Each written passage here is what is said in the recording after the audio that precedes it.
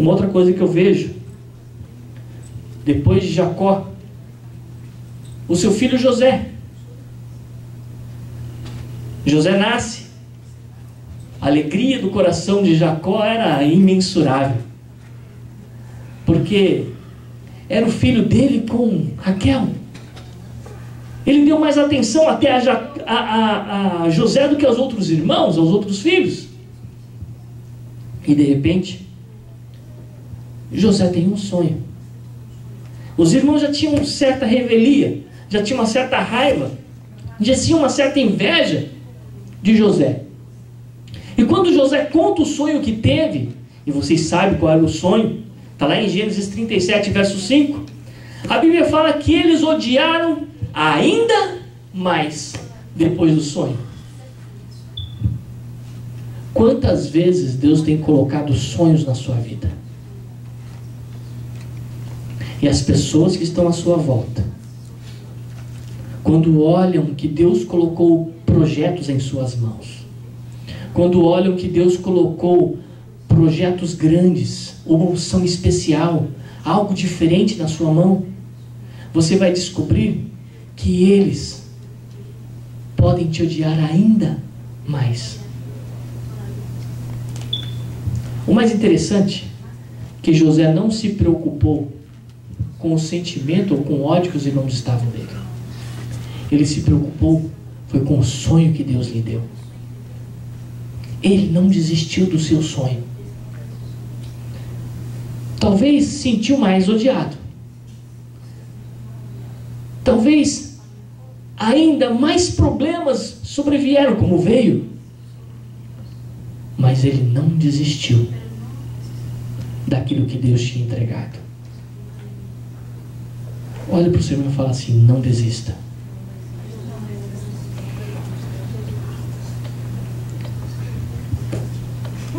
Eu sei que é fácil desistir, principalmente quando você percebe que os problemas ainda aumentaram, ou ainda aumentarão, seja passado ou futuro. É problemático, porque problema você não quer, a situação contrária você prefere evitar. Entretanto, Deus convida você a confiar e depositar a sua vida nele, porque Deus ainda tem um ainda especial. Vou chegar lá. Nós vemos também a ação do inimigo do homem, no homem. Quando você abre Êxodo capítulo 8, um pouco mais à frente, no versículo 32, toda vez que Deus enviava uma praga, e o faraó dizia: olha, eu vou libertar o povo, mas era só falar que de repente você vai descobrir que logo em seguida Faraó endurecia ainda mais o coração. Quantas vezes a situação contrária que está à nossa volta parece que sempre vem mais forte. Toda vez que você se coloca na presença de Deus, toda vez que você fala: não, aqui tem um sinal de Deus para mim, vou me agarrar na proposta que Deus tem me dado, eu quero fazer aquilo que Deus tem para que eu faça, parece que ainda mais os problemas vêm mais duros, mais problemáticos, mais complicados. E não é só problema financeiro, não é só problema emocional, mas vem também problemas na família, vem problemas no trabalho, vem problemas em todas as áreas para fazer você parar. Não pare. Continue agindo dentro do processo e do projeto de Deus. Deus tem o melhor para você.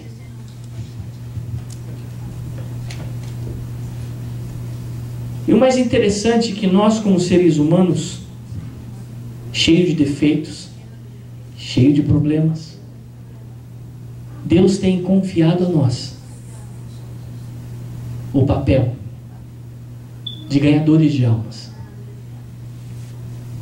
Entretanto, muitas vezes nós endurecemos o nosso coração, nos desviamos da palavra, desobedecemos a verdade. E como é difícil nos manter firmes na casa do Senhor.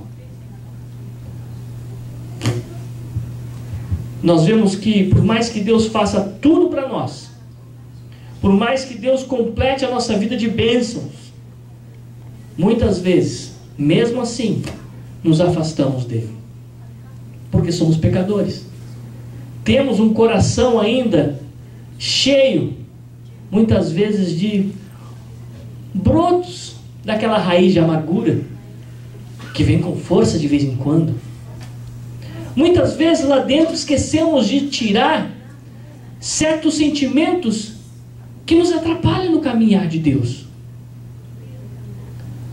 Eu vejo que lá em Deuteronômio, capítulo 1, versículo 32, depois que Deus já havia tirado o povo do Egito, depois que passaram por todo o deserto, já estavam praticamente tomando posse da terra prometida, mesmo assim, Deus chega para Moisés e fala assim: esse povo, mesmo depois de tudo, nem ainda assim confiam no Senhor. Eu sei que muitas vezes é difícil acreditar.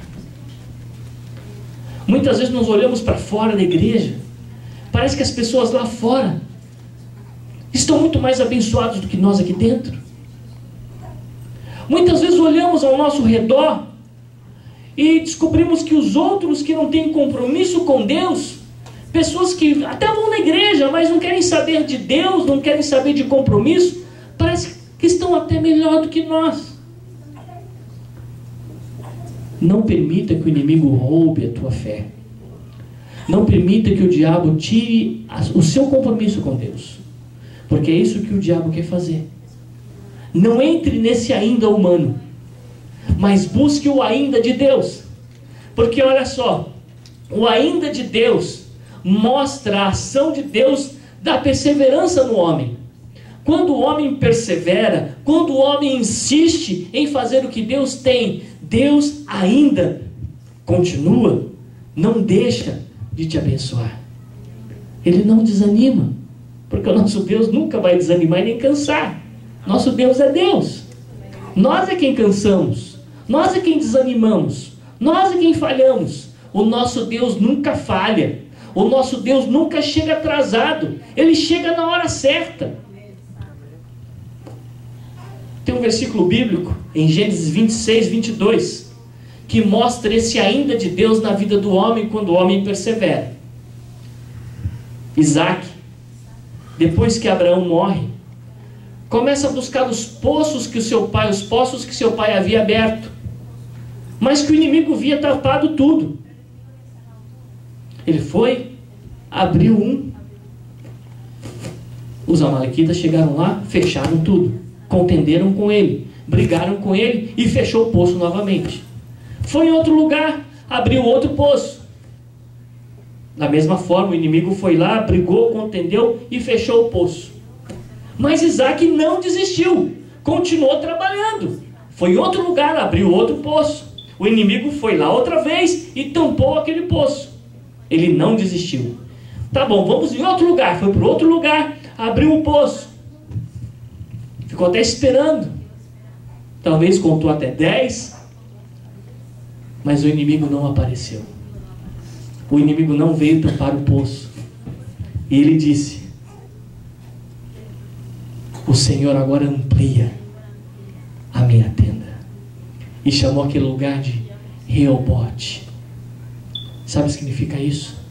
Que quando nós persistimos, quando nós lutamos e não deixamos que nada nos impeça de continuar, porque estamos agarrados na promessa de Deus, e que Deus está conosco, e não só na promessa, mas no Deus da promessa. Então, com certeza, o inimigo pode atrapalhar aqui, ali, mas com certeza, quando nós perseveramos em Deus, o ainda de Deus chega, e aí sim, você vai observar que Ele vai te abençoar com o Reobote de Deus na sua vida. A fidelidade de Deus também inclui aqui, porque Deus é fiel. A palavra de Deus fala, lá em Levíticos 26, 44, ainda que se afastem, não quebrarei o meu pacto.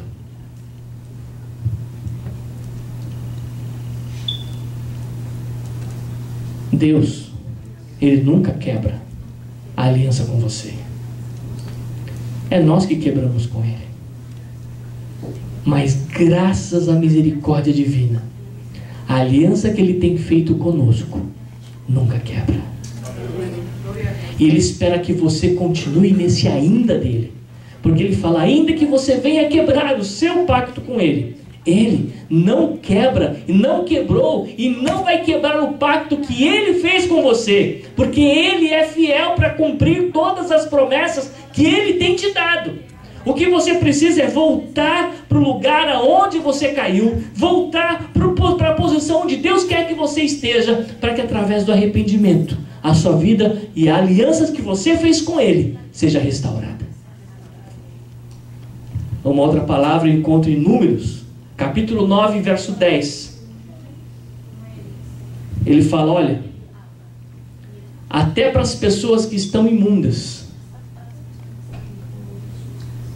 que pecaram, que de repente manquejaram, falharam, ele diz assim, ainda que esteja imundo, celebrará. Sabe por quê? Ele vai pegar você, como diz lá Salmo 40, tirou-me de um charco de lodo, me tirou lá do meio do lamaçal do pecado, me colocou sobre a rocha e firmou os meus passos. É por isso que eu celebro. É por isso que você vai celebrar. Mesmo que você se encontre em algum momento em uma situação difícil, você pecou, você caiu, se você se entregar na mão do Senhor, é isso que Ele fez conosco, nos tirou do charco de lodo, nos tirou do mundo, mas eu me arrependi, me corri aos pés do Senhor, Ele me resgatou, me colocou sobre a rocha que é Cristo, a rocha da minha salvação, e firmou os meus passos. Olha só o que encontro ainda em Deuteronômios 30, verso 40. Ele fala para Israel, ainda que se espalhem pela extremidade do céu, eu, o Senhor, os ajuntarei. Não se preocupe. Talvez você olhe para a igreja e veja algumas cadeiras vazias. Não se preocupe. Ainda que muitos tenham sido espalhados, ainda que muitos não tenham sido colocados, ainda que muitos não tenham chegado aqui, Ele é fiel para juntar. É Ele quem junta. O homem pode espalhar, o inimigo pode atrapalhar, mas quem ajunta é o Senhor. E quando Ele ajunta, ninguém espalha. Segundo livro de Crônicas, capítulo 18, verso 7. Estava acontecendo uma situação contrária. Alguém estava procurando profetas, mas os profetas queriam agradar o rei. Só profetizava aquilo que o rei queria ouvir. Quantas vezes nós procuramos por aí homens de Deus que venham trazer palavras de verdade, palavras de Deus para a nossa vida, mas muitas vezes as pessoas se perdem. Esses homens de Deus, esses profetas de Deus se corrompem, como Balaão, por exemplo, e só quer fazer aquilo que agrada. Pregam só mensagens que passam a mão na cabeça da ovelha, ou que fala só de promessas, de bênçãos. Esquece de que a palavra não é só bênção, não é só agradar, mas também é correção.